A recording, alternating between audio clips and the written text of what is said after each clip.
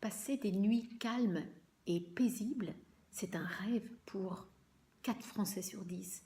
Les 4 Français sur 10 qui souffrent d'insomnie, c'est une véritable souffrance car ça va créer tout un tas de problèmes au niveau de la concentration, au niveau de la libido, au niveau d'un côté psychologique et de la manière d'affronter et d'appréhender la vie. Ça crée du stress et ça va provoquer ou accentuer un état dépressif. Donc il est grand temps de réapprendre à dormir et je sais que par rapport aux insomnies chroniques, beaucoup de somnifères sont prescrits, surtout en France. Alors je voulais voir avec vous pourquoi il était pas souhaitable de continuer avec des somnifères. Je ne dis pas que ça ne soit pas important dans certaines phases de sa vie, mais surtout je veux que vous preniez conscience du danger peut-être et de ce que le somnifère empêche de faire, qui peut être nuisible, et donc pourquoi il est absolument nécessaire de trouver des solutions alternatives pour bien dormir plutôt que d'aller trop facilement vers un somnifère. Ce n'est pas une solution de facilité car ça peut provoquer de réels soucis. Je suis Régine Labrosse, j'aide les femmes à passer le cap de la crise de la quarantaine, cinquantaine, des souffrances dues à tous ces changements parfois hormonaux et de cycle et de vie pour devenir une meilleure version d'elles-mêmes. Aujourd'hui, je vais vous parler des somnifères et comment ils fonctionnent. Tout d'abord, ce qu'il faut comprendre, c'est qu'une nuit de sommeil est composée de cycles. On a entre 3 et 5 cycles par nuit. Beaucoup d'études ont été faites au sujet du sommeil, donc c'est quelque chose que l'on maîtrise très très bien, que l'on comprend, que l'on a fortement analysé depuis fort longtemps.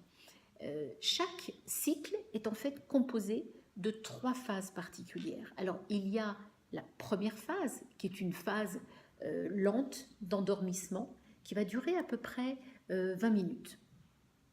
Cette phase-là, c'est souvent le début, la première phase du cycle quand vous allez vous endormir. Et c'est un sommeil qui n'est pas profond.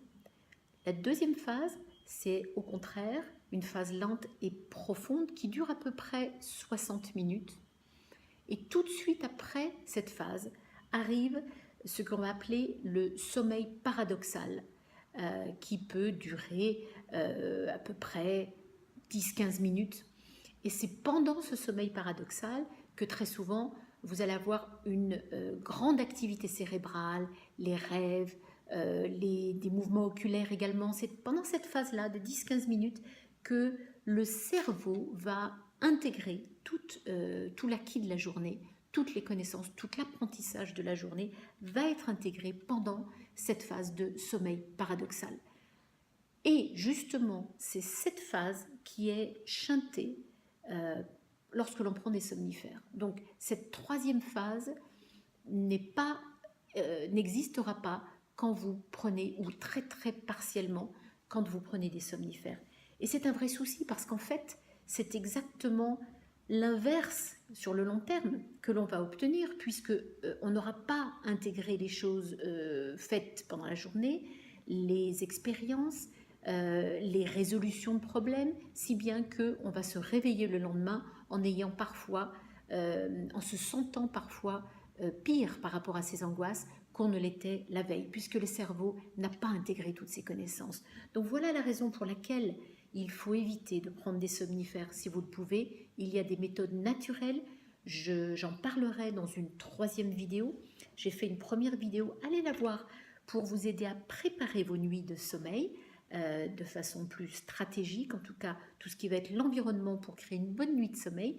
Aujourd'hui, je voulais vous parler des dangers des somnifères et surtout vous indiquer à quel point le sommeil est une activité comme le jour, simplement c'est un état beaucoup plus calme, mais le cerveau, lui, travaille et il est indispensable qu'il puisse faire son travail de la meilleure façon possible pour que vous continuiez une vie tranquille le lendemain, puisque tout aura été classé, intégré au niveau de votre cerveau. Donc ceci est fondamental.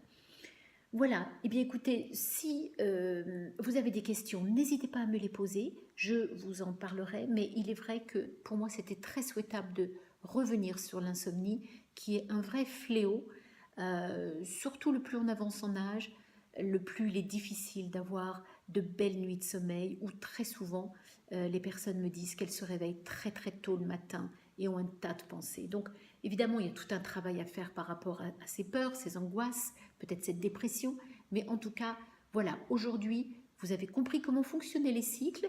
Ce sommeil paradoxal est fondamental. Donc, essayons de trouver des méthodes qui vont être le plus naturelles possible. Il y en a, je vais vous aider à en trouver quelques-unes qui ont fonctionné pour moi et pour des gens de mon entourage. Je suis Régine Labrosse. Partagez cette vidéo si elle vous a apporté des solutions et si vous connaissez des gens autour de vous qui en auront besoin. N'hésitez pas. À très bientôt pour une prochaine vidéo. Merci. Au revoir.